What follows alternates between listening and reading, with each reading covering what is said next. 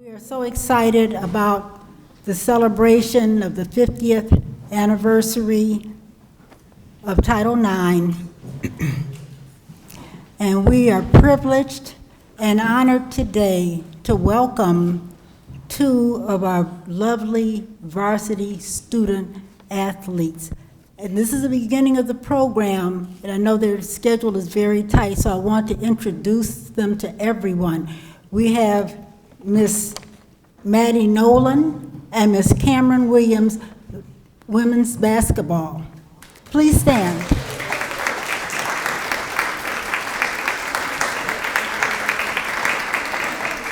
Thank you so much. And I know that we have some other varsity athletes out there. Some of you have your jackets. Could you please stand and be recognized?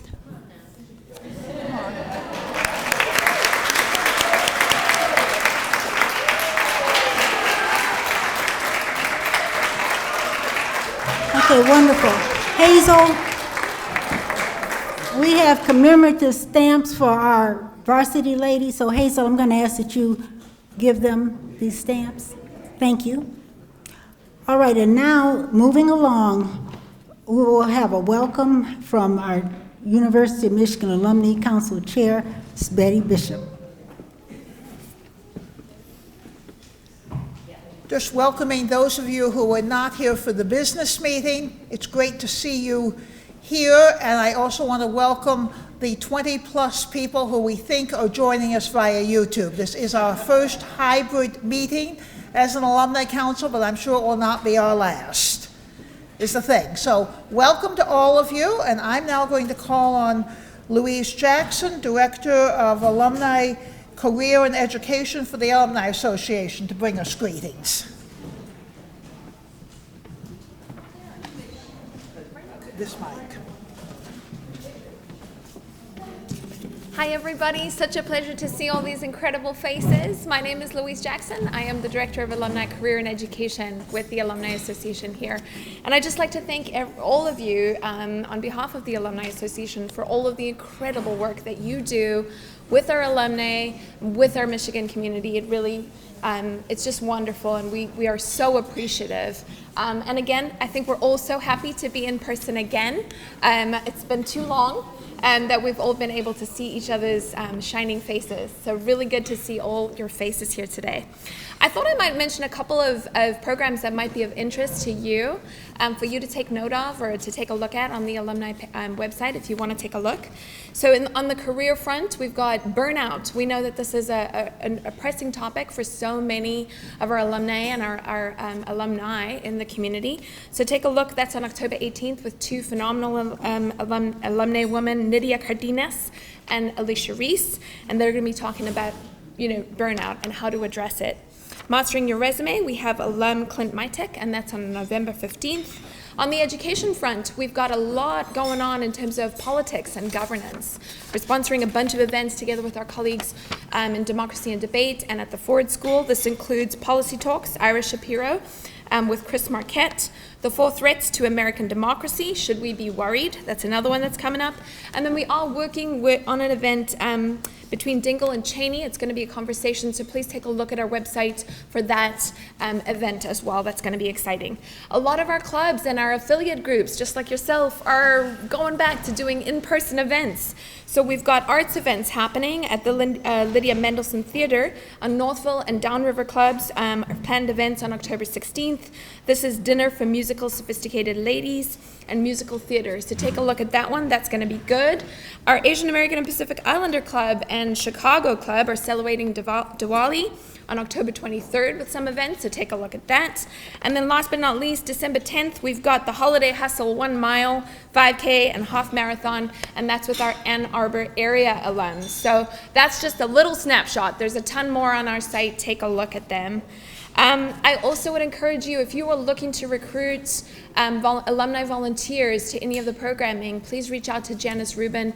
We really would like to support your efforts, and we have a means to do so through our platforms and our communication. And then I wanted to mention that many of you have heard that Steve Grafton is retiring as President and CEO of the Alumni Association. And we are very happy to announce our new CEO, Corey Pauling. So Corey is a Michigan woman. She is an alum, and she most recently served as the Chief Inclusion and Diversity Officer and the Head of Corporate Social Responsibility at TIAA. So she's going to be joining us close toward the end of October. We're really excited and look forward to her leadership of the Alumni Association. In connection to that, we will be reaching out to UMAC and our colleagues over here to take a tour with Corey of our newly renovated Alumni Center, and also to have Corey attend the UMAC spring meeting. So we're going to be working on that as well. So we're very excited again. Just thank you so much on behalf of the Alumni Association for your work, for your service to our alumni community and our alumnae community. And that's it. Thank you very much. Thank you.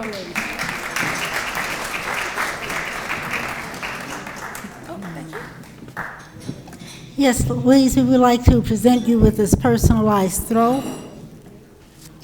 Mr. Photographer? That's beautiful. I can't get this. Thank you. Thank you so much. This is beautiful. It has my name on it. Thank you very much. Marilyn?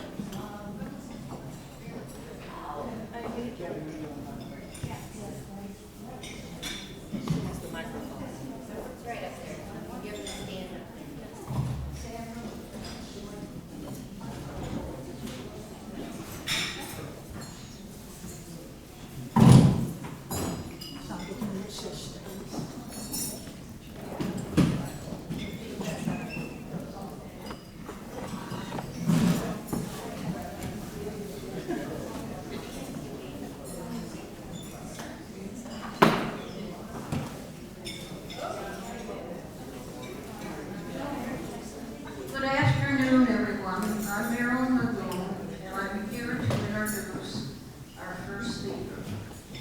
After reading Conquering Heroines and For Michigan Women Everywhere in quick succession, I thought it would be nice to meet and hear both Julia and Sarah, both serving as editors of the Michigan Daily under different circumstances. They agreed to do a sharing. So today, Julia Maloney gives us a little past history of our 105-year-old organization and some advice for future involvement. She is in the Ross School of Business, working for a Bachelor of Business Administration, graduating in 2024, minoring in community action and social change. She is a statement deputy editor of the Michigan Daily. Please welcome Julia for Michigan Women Everywhere. Julia.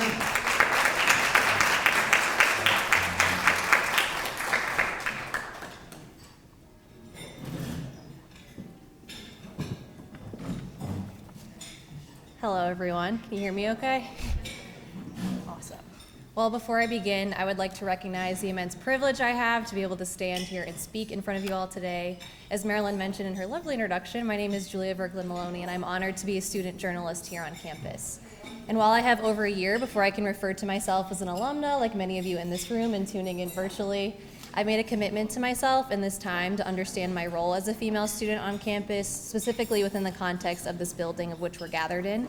So today I'd like to shed some history with you all today in order to promote understanding towards a more promising future. And for context, I'm somewhat of a history buff, so after many pitch meetings with my fellow editors, I convinced them to publish a special edition, a part of the Statement magazine. And while my intentions were pure, I really wanted to have an excuse to be able to go up to North Campus and venture to the Bentley Historical Library in order to interact with primary research, with artifacts, journals, and things of the sort.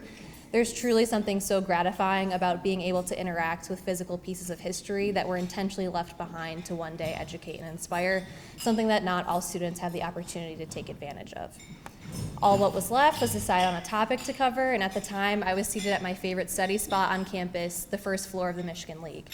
Finding inspiration in the filigree trim of this building and the stained glass windows was easy, so I took a literal approach at attacking writer's block, deciding to cover the building of which we're gathered in, that at the time I had no idea was responsible for the celebration of women's academic, athletic, and artistic successes on campus that would one day be eventually furthered by the introduction of Title IX. And before I read to you my findings, I'd just like to reiterate again the immense privilege it is gathered here and to pay homage to the women that campaigned to build it for us all those years ago. My article is entitled For Michigan Women Everywhere, as it is an informal addendum of the original book of the same name, which was written in the 1920s to rally female support around building and opportunity initiatives on campus. So now I will be reading an excerpt from my article, For Michigan Women Everywhere. Thank you. January 1st, 1890 to September 29th, 1915, Ethel Fontaine Hussey's story. It had been some 70 years since the school's founding and only 20 since the first woman, Madeline Stockwell, was admitted to the University of Michigan. The female population on campus was rapidly growing. Yet such a number was ignored and intentionally isolated. Female students had no designated residence halls to sleep in, forcing them to rent out local houses. They had no spaces to gather, denying them the opportunity to socialize and acclimate. Seclusion angered Ethel Hussey, wife of astronomy professor and UM alum William J. Hussey. Although not a UM alumna herself, she was engaged in campus affairs through her husband's work as a teacher and an acclaimed administrative figure. Although tangential at first, Hussey's involvement in campus affairs turned personal following her external view of gender-based inequity in Ann Arbor. Considering there was no building for women to congregate, Hussey felt that female students were wrongfully stunted intellectually, socially, and athletically. She was sure of it. Such fervor is highlighted in her diaries with smeared ink and quick cursive to outline her intensity. Using her husband's connection to administration as leverage, her fiery correspondence to her male counterparts was to enable female voices beyond her own. Hussey's push for equity was apparent, for she was unwilling to wait another 70 years for recognition at an institution pegged at being, quote, progressive. Eventually, with the influence of her husband, Ethel's ferocity led to the formation of the Women's League at the U of M in October of 1890, a female governing institution to which she would be elected the first president. It was ultimately an intangible compromise. Her persistence allowed for an equitable constitution for all college girls, serving as a sponsor for meetings, dances, and lectures. With a formally recognized name and clear purpose, the League was to be a haven and home for the growing population of female scholars. And while the League's intention was grand, it still lacked a physical space. Its members met in a single office in the corner of Barber Gymnasium. Its cramped nature may have left enough room for a small gathering, yet did not provide nearly enough footing for what was to be the coming generation of female scholars. Her next objective was simple: supervise and refine student housing for women in an effort to create a community on campus, followed by a gathering space big enough to host events, lectures, meetings, dances, and more. In one of her accounts, Ethel writes, "The aim is no less personal freedom, but greater personal comfort, with greater social opportunity and enjoyment available to the average girl who comes to take her chance." Under the League, she advocated for the establishment of Martha Cook and Helen Newberry residence halls, a fight she would inevitably win after spearheading donation campaigns and marketing efforts. Yet it was no easy triumph. Similar to her earlier campaigns, she was met with a series of defeated responses from administrators, outlined financial barriers from the regents, and social hills to climb from the general student body. From 1909 and onward, Hussey penned countless letters to University President James B. Angel, donors, and professors pushing for female dormitories. All of her writings were persistent and bothering. In 1911, the building plan for Martha Cook Residence Hall was approved, with its construction ending in 1914. Her first goal had been achieved despite hardship and doubt, making way for the future achievement of her second, an ample meeting space for the League. It was a goal to be left unfulfilled, for Hussey passed away on September 28, 1915. A formalized space for social opportunity had not broken ground. January 1st, 1926, April 26, 1937, Mary Bartron Henderson's story. It had been 4 years since her first correspondence to the Board of Regents, 7 since the construction of the Michigan Union, and over a decade since Ethel Hussey's passing. Mary Bartron Henderson, UM alumna and executive secretary of the Alumni Council, was waiting on the approval of a $1 million campaign to construct a building for women. It was to be the sister to the Michigan Union and a closing chapter to Ethel's objectives. The union was built to provide students with opportunities for academic enhancement and socializing, a plan that at the time had restricted access on the basis of gender. Male students and administrators, along with a door guard, enforced inhibitory policies for female entry, closing the literal and metaphorical door to opportunity while offering no alternative. Instead of entering a space founded upon discriminatory principles, Henderson instead desired to create and open a new one of her own, leaving the door open and unrestricted for her succeeding sisters. Henderson was relentless, speaking at every event from director luncheons to national conventions, talking to anyone who would listen. It was a race to $1 million, a race that was anything but unaided. To raise funds for the building campaign, some female students made flapper beads out of lamp poles to save change. Others double bunked to rent their rooms out on football weekends. Leftover savings went to the cause. Students and alumni sold small items, including yellow pillows, freshies, maps, and league playing cards in support. Clara Clemens, daughter of Mark Twain, toured major Michigan cities performing Joan of Arc, donating the proceeds to Henderson's movement. Yet the largest gift for the effort came from UM alumni Mr. Robert P. Lamount, offering $100,000 under one condition. The money was to be used to memorialize Hussey in the form of a swanky women's lounge. And through Henderson's direction and endless pursuit of both wealthy contacts and small donation endeavors, the shovel broke ground in 1927. $1 million had been raised, the cornerstone had been laid. The construction of the Michigan League was a triumphant victory for Ann Arbor women. On May 4th, 1929, a new door opened and was propped open for female students to enter. The Hussey Room is located here on the second floor of the Michigan League. As a spectator walks through, they are greeted by portraits of female heroines like Joan of Arc and Judith lining the walls. At the head of the room, painted above the wood paneling and lofty curtains, is the mural Young American Womanhood. It is the most prominent and eye-catching painting in the famed room, stretching across the northern wall. It depicts a young woman in the 1920s seen in three semblances: an austere scholar in a gown and mortarboard holding the lamp of knowledge, a steely athlete in a tennis garb, and a graceful belle in a gown, holding roses with her left hand as she extends her right. The three forms of the young American woman are a visual representation of the end goal of co-education, as well as a snub to the men that oppose their admission and status in the decades prior. It is a mural tasked at taking down assumptions that deem women intellectually incapable for college curricula, physically weak for the demands of college life, and susceptible to masculinization when set amongst men. When placed in an arena with these principles, the Hussey Room serves as the ultimate refutation. It is a visual reminder to assert the strength of our intellect, physicality, and grace. With a space to be housed, a place to socialize, and a room to empower, it is the duty for UM women everywhere to uphold, further, and learn from the tenacity of Ethel Fontaine Hussey and Mary Bartron Henderson. We are to open the doors that have been intentionally closed off in the past while creating new ones of our own, documenting the process and furthering the story. There is to be a commitment to contribute our own documentation to the next generation of researchers and female scholars, and in the words of Henderson, let us put forth the closest cooperation we can, for we must have it. The great inspiration for women all over this country are the women on this campus. Thank you.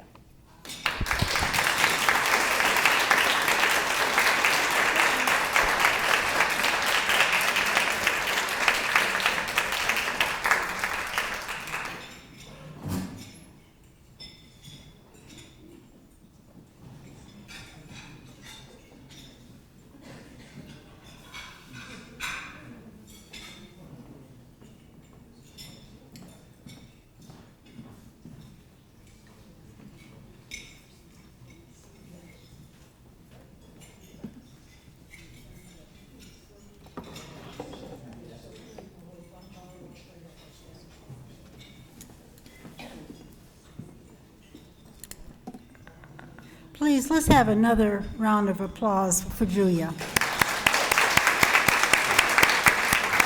Thank you so much. Very enlightening. And now, ladies and gentlemen, at this time, we're going to let you enjoy your lunch for about 10 minutes. Most of the people at my table are fast eaters, so 10 minutes. And then we will welcome our other guest speaker, Ms. Sarah Fitzgerald. Thank you. Ladies, Gentlemen, I'd like your attention. Oh, thank you. I like that tinkle. I love that tinkle. Very nice, very nice. Okay, thank you. At this time, I will ask Ms. Linda Maroney to please come forward. She will give a lovely introduction for our guest speaker. So give her your full attention, please.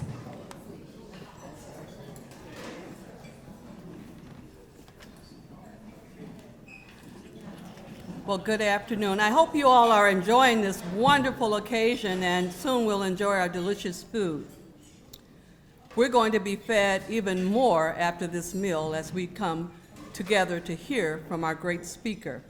Our keynote speaker is a woman who knows her history and ours. She is a storyteller. She has told the stories of little-known women. She's written about romance, about the struggles of women, and she has written biographies.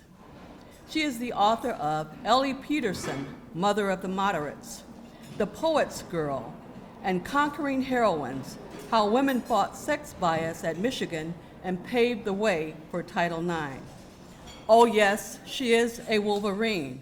She is an alumna. She is one of us. She graduated in 1973.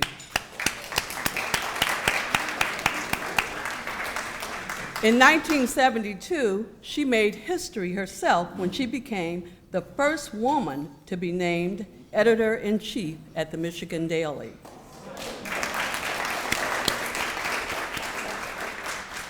Throughout her career as a journalist, Ms. Fitzgerald has interviewed many people and covered many topics, having worked as writer for the Flint Journal, editor and reporter at the Washington Post, the St. Petersburg Times in Florida, the Miami Herald, Akron Beacon Journal, and the National Journal magazine. Today, she is an accomplished author who continues to share history and tell the stories that need to be told. In her book, Conquering Heroines, Ms. Fitzgerald takes us through the times when women had to fight for equality. They fought to be recognized and included. They fought to be a part of the sports teams on campus, too. Drawing on oral histories from archives and interviews with living participants, Conquering Heroines chronicles a pivotal period in the histories of the University of Michigan and the women's movement. Her book tells the incredible story of the grassroots activism and courageous women who helped change the game in sports and in other areas. Women fought to be included, and they gained a win. This year, we celebrate the 50th anniversary of the passage of Title IX, which was about more than inclusion of women in sports. It was passed to bring an end to discrimination based on sex in education programs and activities that receive federal financial assistance. 50 years later, here we are. We've come a long way. We have won awards, trophies, and titles. Carol Hutchins recently announced her retirement, and she holds a record as the winningest coach in women's softball history. We're so proud of her. Congratulations, Coach Hutchins. Our basketball team, our gymnastics, soccer, hockey, and golf teams are all possible because of Title IX. We have had a female president in Mary Sue Coleman, and now a female CEO to head the Alumni Association.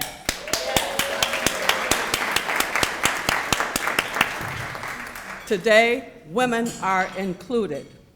Women are victors.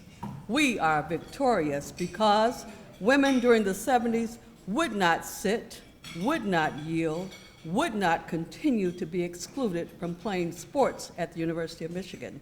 We have with us today someone who knows the story of the struggle, and she's here to share with us. I am honored to bring to the podium our speaker, our U of M alum, our sister, Sarah Fitzgerald. Won't you welcome her, please?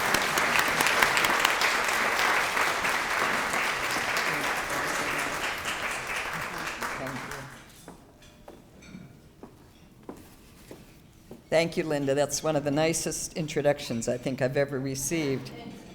It's a great pleasure for me to be here with you today to share the podium with Julia to be among so many alumna and women athletes. And it's also those of us joining from around the world via the internet.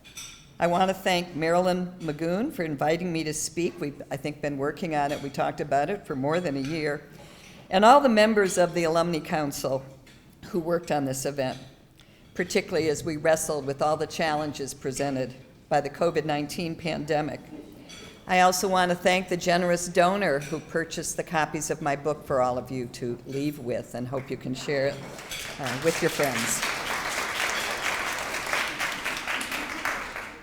For those of you who don't know him, I also want to introduce Bruce Wilson, who's here with me today. Bruce is the husband of the late Carol Hollinshead, who served for 20 years as director of the Center for the Education of Women at Michigan. And my book actually was the thing that brought us together. I want to thank Bruce for his support over these past few years as the two of us were navigating our newly widowed lives through the strangeness of the pandemic. We got off to a good start when we discovered that a half century ago we had both lived in South Quad. Today I'm going to take us back to a time, the early 1970s, when I was a staff member on the Michigan Daily. You can see that my hair was darker and longer than it is now. This was a photo from the 1973 Enzian. I certainly looked intense back then. Back then our uniform was t-shirts and blue jeans.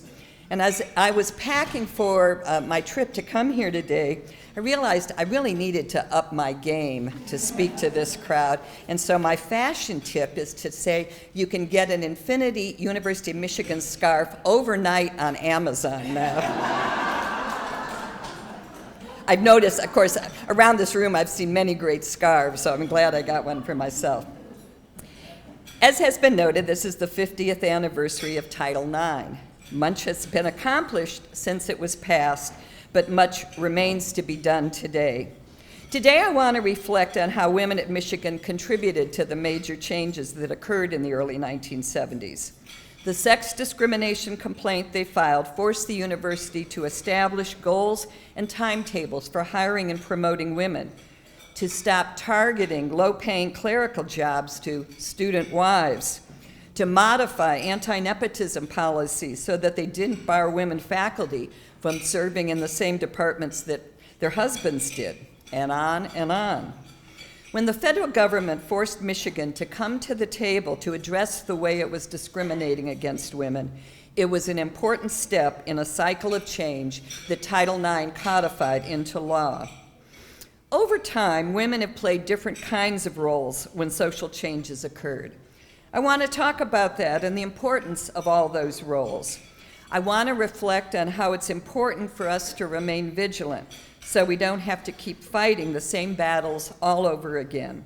It's particularly sobering for me to realize that the reproductive rights we thought we had won back when I was in college are being systematically taken away from us today.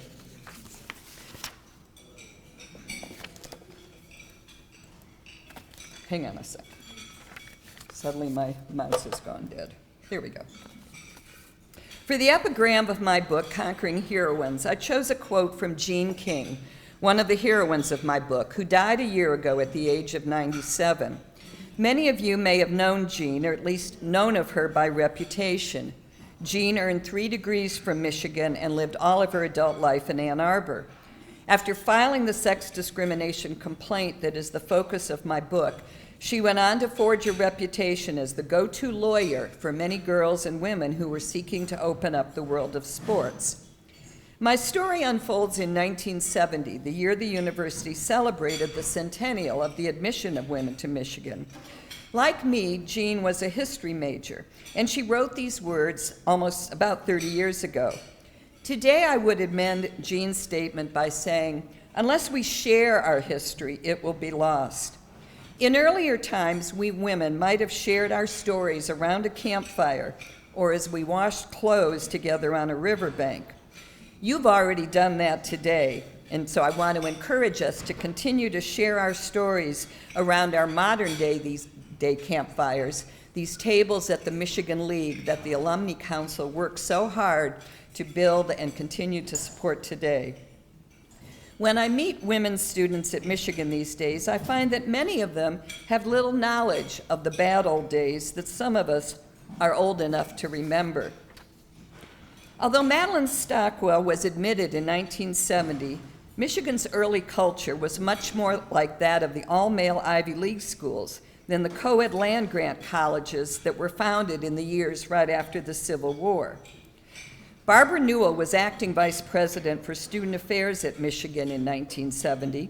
Here she is shown when she was appointed as the first chair of the Commission for Women the following year. She went on to serve as president of Wellesley and chancellor of the Florida State System. Newell recalled to me the first time she visited Michigan as a teenager in the late 1940s. Her family had made arrangements to stay at the Michigan Union when her father, a professor at Amherst, came to Ann Arbor to make a speech. He dropped her off with her mother so they could go in and register. But when the two women got to the front door, they were told they had to go around to the side entrance.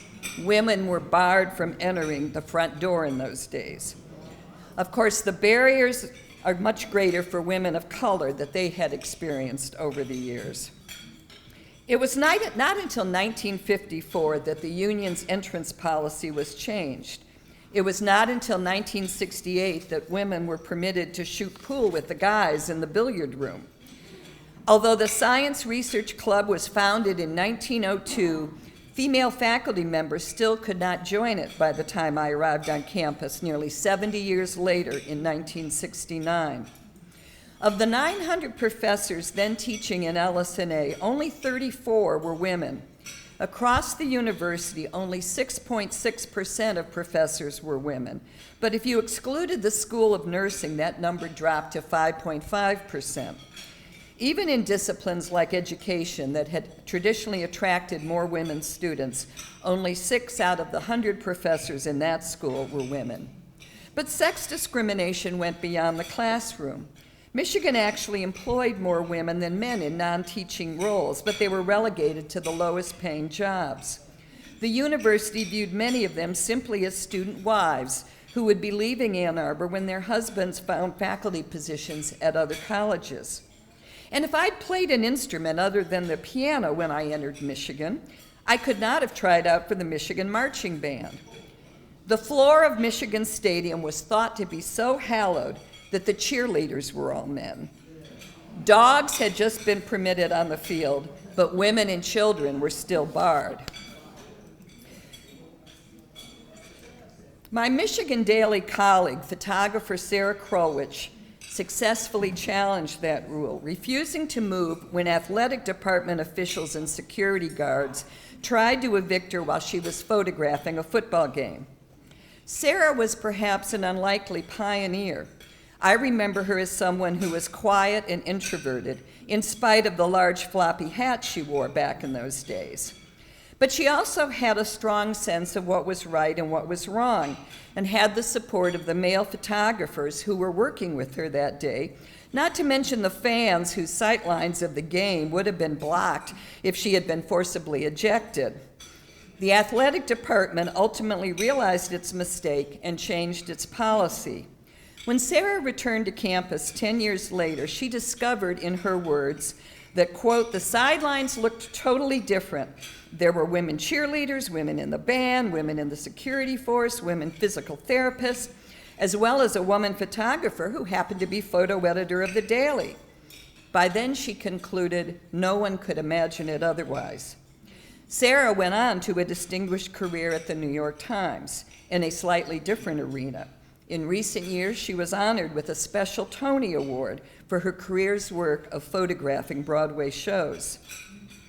Over the course of women's history, there have been many women like Sarah Krolwich, women who became angry, women who stood their ground. Sometimes they gained recognition as the first, but sometimes they simply paved the way for others who came after them. Often their own histories remained unknown. But one of the women who is remembered is Bernice Sandler. In the late 1960s, Bunny Sandler was surprised to discover that women were not protected by the major civil rights laws that had just been passed. In fact, women had been specifically excluded partly to help achieve passage of those laws. Sandler had just earned a doctorate in psychology from the University of Maryland, and she was puzzled why she kept getting passed over for job openings in her department. She finally asked a friendly colleague what her problem was. "Let's face it," he said, "you come on too strong for a woman." One wonders what the guy might have said if he wasn't a friend of hers. Her sympathetic husband told her she was a victim of sex discrimination, a term she had never heard before.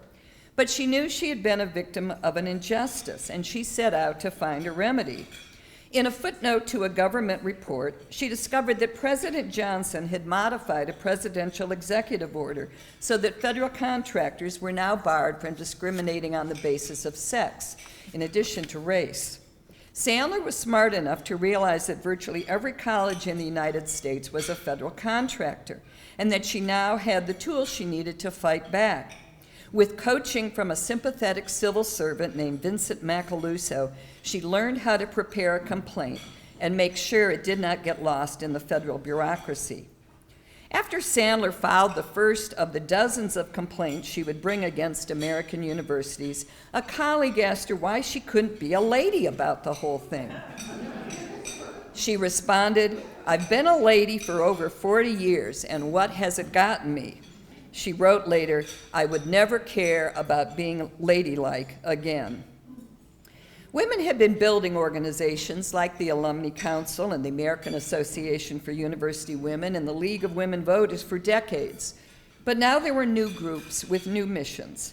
Sandler thought the National Organization for Women was too radical for her own tastes, so she decided instead to join the Women's Equity Action League, which was focused on professional and financial issues. She also attended the inaugural meeting in New York City of a group of women who called themselves the Professional Women's Caucus. There she met Jean King, and King learned about Sandler's strategy for challenging the universities. King was another maverick like Sandler. When she was 41 and the mother of 3, she applied to law school because she decided she wouldn't be taken seriously by the Michigan Democratic Party until she earned a law degree. She became one of only 10 women in the U of M Law School's class of 1968. King had observed discrimination at Michigan, but as a student and a clerical employee, but the university could no longer retaliate against her. Early in 1970, she had gathered some friends in her living room to discuss another issue of concern. Now she asked the same friends, calling themselves Focus on Equal Employment for Women, if they would let her file a complaint against Michigan under the group's name. Sandler and King both recognized the advantage of being backed by an organization, even if their armies were deceptively small. Sandler persuaded Wheel's president to sign her first complaint against the University of Maryland. Macaluso had advised Sandler it would be more impressive if she had a title, so she made one up. She identified herself as chair of Wheel's Action Committee on Federal Contract Compliance. It actually was a committee of one. If someone had asked Jean King to name the members of Focus, she could do it because she could count them on 2 hands. University officials naturally wanted to know whether Focus was just a few malcontents or a much larger group they needed to worry about. But King was very careful to give vulnerable women cover. One woman who was secretly involved was psychology professor Elizabeth Duvan, then one of the highest-ranking women in LS&A. She had known King from King's days working in the psychology department, and Duvan contributed her statistical expertise to preparing the complaint.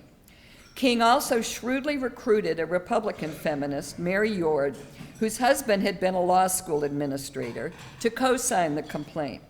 That made it easier for them to work both sides of the political aisle when they had to. And sadly, it's a partnership that is hard to imagine in our current political climate. Looking back 50 years later, after I covered this story for the Daily, I was struck by an interesting historical parallel. January 29, 1970, 2 days before Sandler filed her first complaint, marked the first time women testified in opposition against a Supreme Court nominee because of his position on a sex discrimination case. President Nixon's nomination of G. Harold Carswell helped to galvanize women across the country at the grassroots level. And indeed, it was the Carswell nomination that had brought Jean King's friends together to form Focus and make telephone calls to their senators and write letters to the editor. Women like Sandler, King, and Yord were the generals, the names in the news, but there were others who played important roles. One was Kathleen Shortridge, who was then a graduate student in journalism. For a seminar on investigative reporting, she decided to explore sex discrimination on campus. She expanded her class project into a long feature that was published in the Michigan Daily in the spring of 1970. Many of her findings were ultimately incorporated into the Focus complaint, and she brought her writing skills to the cause. Sandler had invited lieutenants to send press releases to the media, but not to college officials. That way, she said, male administrators were caught off guard. They sometimes said things that would prove embarrassing. There was a lot of that back then as far as women were concerned. University President Robin Fleming is rightly remembered for his skill in keeping Michigan from turning into another Kent state during the Vietnam War era protests. But he was born the same year my father was, and his views reflected those of many men who had grown up during the Depression and fought in World War II. In the fall of 1970, the Ann Arbor News quoted him as saying, quote, "It is clear statistically that in professional fields, the personnel is overwhelmingly male, and that is the preference of the market. The question arises whether in a supposedly free economy, market preference should have any weight." Fleming, the article noted, had urged a conference of engineering educators to recruit more women to their profession. But he now observed that managers' reluctance to hire women could be traced to their tendency to leave the labor market during their childbearing years. It's worth noting that the most visible protests by campus women during those years related to the university's lack of adequate child care facilities. Have we made any progress in that field over the past 50 years? In her investigative piece, Kathy Shortridge uncovered the fact that for my freshman class, the class of 1973, admissions officials had imposed a quota of 55% men, 45% women. It turned out that in the 1960s, women were earning better grades and scoring higher on their SAT tests than men were. As one member of the admissions committee explained it, when it looked like women were about to outnumber men in the freshman class, quote, "The automatic reaction of the members was that steps must be taken to prevent this overbalance." When I was preparing for this talk, I pulled out my copy of Women in Michigan, which Jean Campbell and Carol Hollins had urged Ruth Bourdin to write in 1999. I was intrigued to read this paragraph. Quote, "As the numbers of women increased on coeducational campuses at the end of the 19th century, male bastions of power panicked. By 1900, 40% of college students were women who flocked to the liberal arts, while men in large numbers ceased to major in the humanities. The sea of female faces in languages, literature, and classics courses alarmed male professors and administrators. They also found threatening the number of women whose scholastic performance was superior," end quote. Michigan's attitude was considered to be more enlightened than many schools. Nevertheless, President Angel warned that in a generation, women might outnumber men, and, quote, "boys needed to be stimulated more than the girls to seek a higher education." Now that women are outnumbering men in law schools and medical schools, one wonders if the salaries and prestige of those professions are also destined to drop accordingly. But back to 1970. King, Yord, and Sandler were ultimately successful because they were skilled political and media strategists. In the summer of 1970, King and Yord sent 4 rounds of letters, more than 80 in all, in the days before word processing, to members of the Michigan congressional delegation, enlisting their help to get the U.S. Department of Labor and the U.S. Department of Health, Education, and Welfare to pursue the complaint. That same summer, Sandler worked for Congresswoman Edith Green of Oregon to stage several days of congressional hearings on the topic of campus sex discrimination. Sandler later compiled transcripts of those hearings and got authorization to print and distribute 6,000 copies.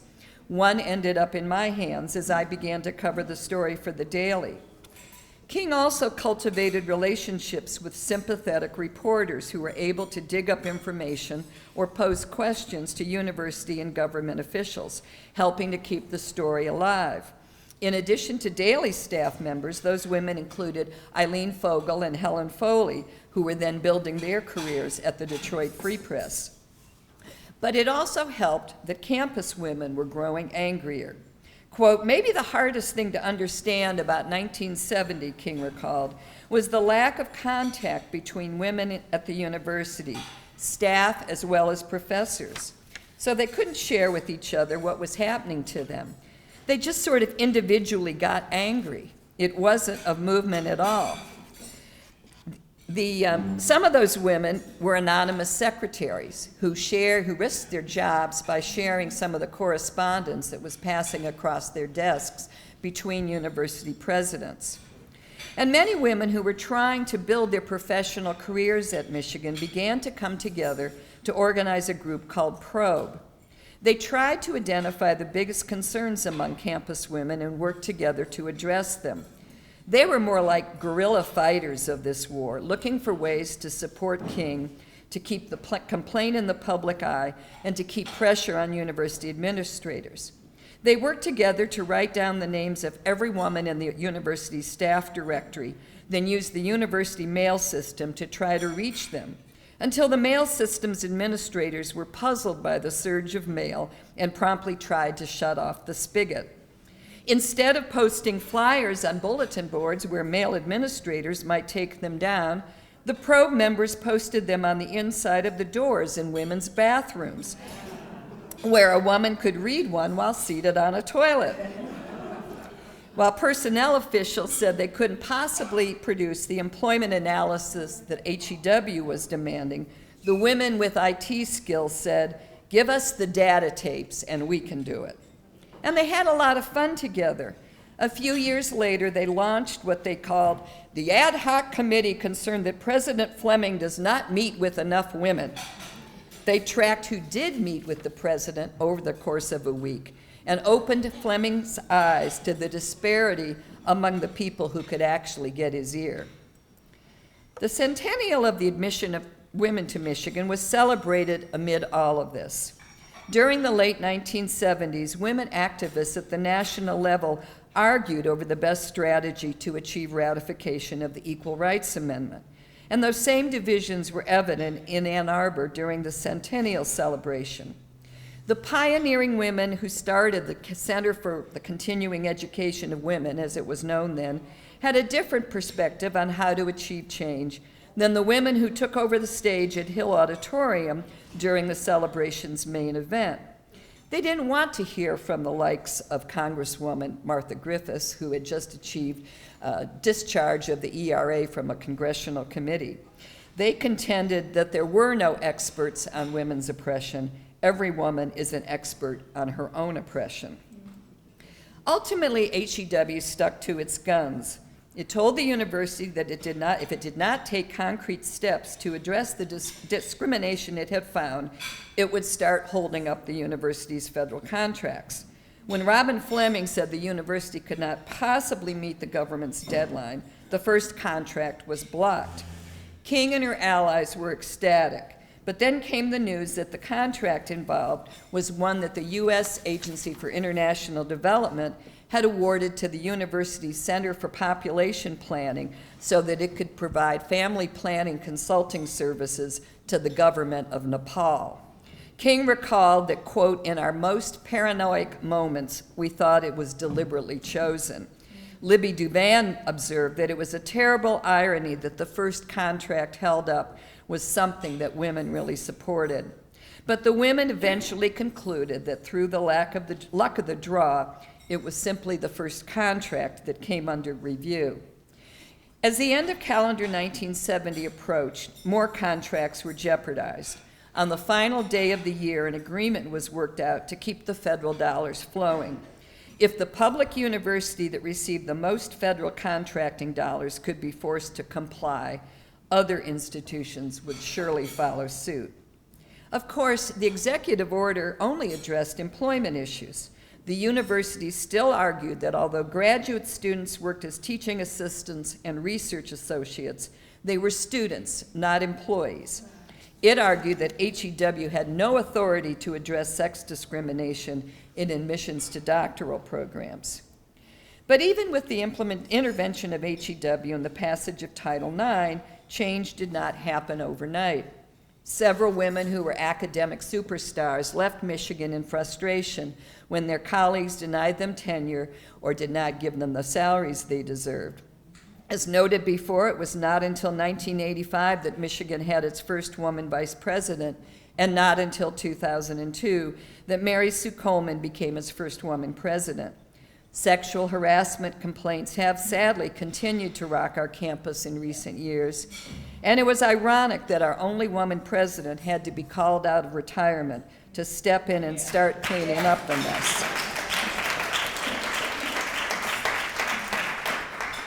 And now, only 125 years after it was founded, we can be proud that the U of M Alumni Association finally has a president who is not only a woman, but a person of color.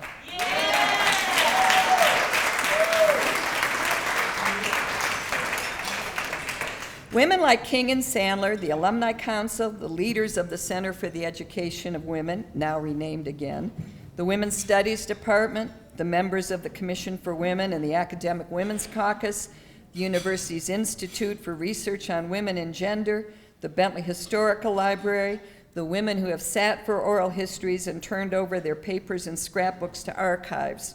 All of them have helped us to preserve this history. Some of these institutions live on. Some, like Probe and Focus, disbanded when they achieved their short-term missions. Some reinvent themselves as times change. Sue Rasmussen, who later became Michigan's Associate Director of Affirmative Action, shared her memories with one of the history projects that Jean King promoted. Sue noted that the story of the HEW complaint demonstrated the effectiveness of what she described as the three-legged stool: a government agency that gave credence to the women's complaints, a moderate group that could implement social change, and what she called the mob in the courtyard demanding change. Whatever they're yelling, she noted, tends to make whatever the bureaucrats and the middle are saying look very reasonable. Before closing, I want to share the story of another Michigan alumna as we head into the political season. I was told that I was the first woman to serve as editor of the Daily, but in 1949, Harriet Friedman served as managing editor. She's at the center of this photo in the black sweater. At the time, Hat Friedman was described as the first woman to hold the top daily news position in peacetime, so perhaps she really deserves the credit I have received. Hat worked on the St. Louis Globe-Democrat, then got married and stayed at home after she had 3 children.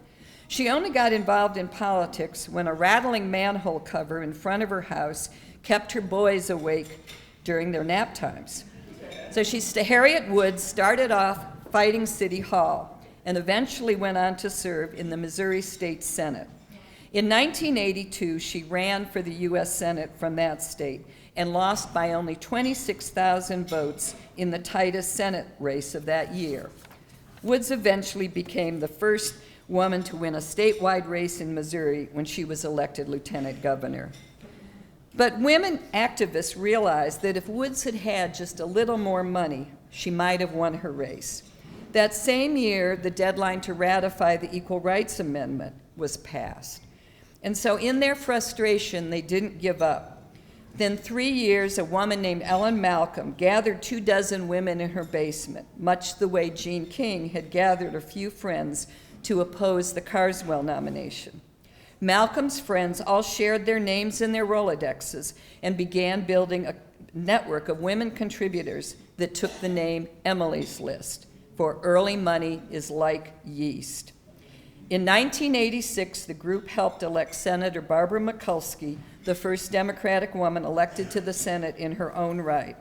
By its third year, the organization had raised nearly $1 million, and it has never stopped since. It's good for us to remember those who went before us, to record their stories and then share them, both their hard-won victories and their discouraging defeats. So wherever you find yourself, whether you are a general or a foot soldier, whether you are an agitator or a communicator, whether you're part of that moderate middle or the mob in the courtyard, whether you are the woman who stands her ground on the stadium floor or joins a spontaneous vigil on the diag, figure out what you can do and do it. And as the late Congressman John Lewis reminded us, never ever be afraid to make some noise and get in good trouble, necessary trouble. Thank you.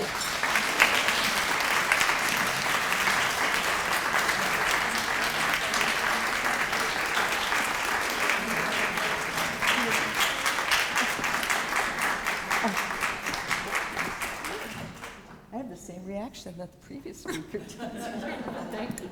Okay. Let's give her another round of applause, please. Thank you so much.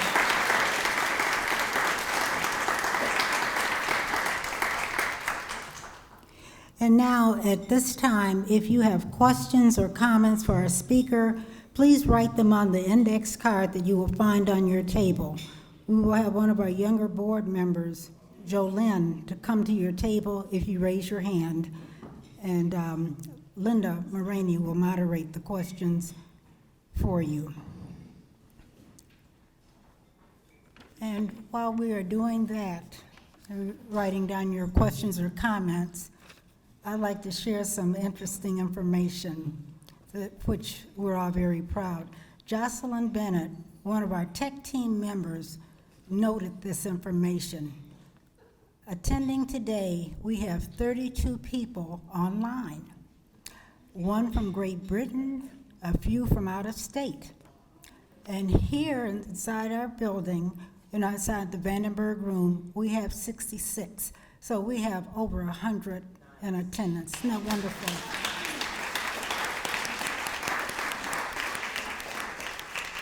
Thank you, Jocelyn. Thank you for sharing that. Jolynn, do we have any questions or Stand up comments? so they'll see you. There are cards on the table. If you have questions for either speaker, please note your questions and raise your hand to indicate that you have a question at your table. I want to ask, Julia, you're now the editor of the Michigan Daily. I'm a 1977 graduate of the University of Michigan Journalism and Education Department. I worked at the Michigan Daily, just briefly, but I'm still now working in the industry. I love what I do, but I transitioned into sales. Now, I just want to find out from you, how many females are on staff currently at the Michigan Daily? An amazing amount. Okay. I'm sorry. Yeah, I've been very pleased that I think Julia, I think like the last 5 editors-in-chief of the Daily have been women. And one, Stephanie Steinberg, who was maybe editor about 10 years ago, she compiled a great book that a number of us contributed to, about called 125 Years of Editorial Freedom, and it's anecdotes and essays about time at the Daily. And and one thing I wanted to mention too, that I know one of the winners of the Athena Award was Anne-Marie Lipinski, who was the next editor-in-chief after me, and Anne-Marie went on to a distinguished career as editor of the Chicago Tribune. She's now, if you don't know, she's head of the Nieman Foundation at Harvard, and she also, 2 of our women editors have won Pulitzer Prizes, and Anne-Marie was one of them. So I want to thank you on our behalf for having recognized, her as part of our legacy at Michigan. Sarah, could you tell Julia how you became the chief of the Daily? And this is kind of interesting. The way the editor is chosen has changed over the years. And I talked to some people who would remember the Roger Rappaport era. Roger was a few years ahead of me, and back in the really old days, when Roger was there in the mid-'60s, the editor was chosen by the Board for Student Publications. And Roger had been one of the people involved with an investigation of Regent Eugene Power. And so when Roger was not promoted editor, when all of the fellow staff members thought he should be, the staff all resigned in mass. And after that point, for a number of years, the outgoing senior editors chose the incoming class, and now, as Julia would attest, it's actually done by a vote of, and there's some criteria, I think, for who gets to vote, but a lot of the major positions are chosen by democratic vote of the whole staff. My year was a little bit anonymous, and it's sort of interesting in a way. I actually was initially managing editor, which I kind of view as being the mother of the daily. We had a male editor and an executive editor who was one of my close friends, and after first semester they decided to go off to Europe together, leaving the staff. We had to have an emergency meeting that I flew in from Miami to have, and so in my case, my peers actually chose me as editor for the final term of my year. So you might put an asterisk by my name, but I'll take it, right? Well, we're glad that they did. Thank you. Women are so amazing here at the University of Michigan and in the world, but thank you for all the women graduates of the University of Michigan. I have a comment, not a question. I gave a donation to the women's gymnastics team using their 6-digit code. UMISH's response was, "Thank you for your contribution to the men's gymnastic team." Should I pursue making this correct? We're due what we're due and what's ours. So I said we're still fighting. I guess we're still fighting. Are there any other questions or comments for either of the speakers? Jolene, you want to?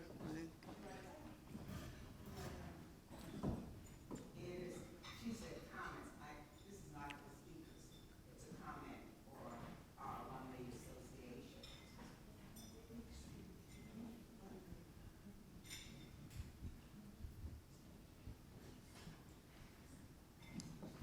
Thank you. Anna Marie Ferguson, some of you know me. I haven't seen Roberta here, but I wrote to her saying I was looking forward to being here because many of you might remember 5 years ago, we were in the process of closing the 2017 100th anniversary. There was a little controversy as to whether we should remain or close. And some of our funds were redistributed. And I said to this group then, we should give ourselves 5 years to see what will happen. I was program chair at the time, planning for 40 and 45 members. And today you heard the count. During my time, we went over 100 under the leadership of Chairperson Cheryl Tunzel, and we are still growing. And we as women, I think, need to be commended as remembering what women went through on this campus. And now, at a point, as I said, in 2017, we were lagging and we said, let's end this. And I am glad we didn't, and that we're still growing. And so we need to all commend ourselves and continue to be women striving to bring about whatever it is we want to happen on this campus and wherever we are.